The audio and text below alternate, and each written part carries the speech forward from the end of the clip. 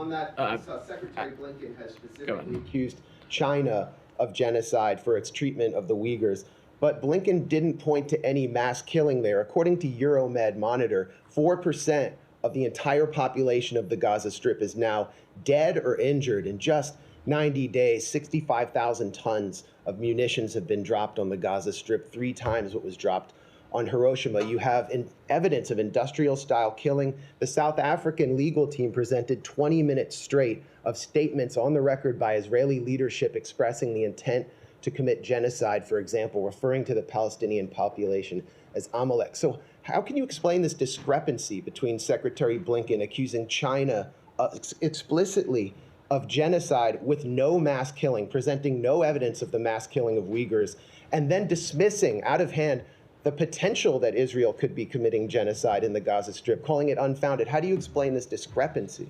The same way that I just explained it to your colleague who asked essentially the same version of your question, which is that each conflict is different, and any kind of determination like this needs to be based on specific facts and law. And when it comes to the points that are being made in today's hearing, again, I'm not going to speak to those specifically. Israel will have an opportunity to address some of those tomorrow. But we again feel that these allegations that Israel is committing genocide are unfounded. That being said, we do not disagree that additional steps must and need to be taken to minimize the impact on civilians, and we'll continue to raise that directly with relevant partners. And given that you fast-tracked a sale of 14,000 tank shells to Israel, bypassing Congress, given Secretary Blinken's participation in war cabinet meetings... You didn't bypass. I'm just going to stop you right there because the premise of your question is a little misguided. We did not bypass Congress. As part of those,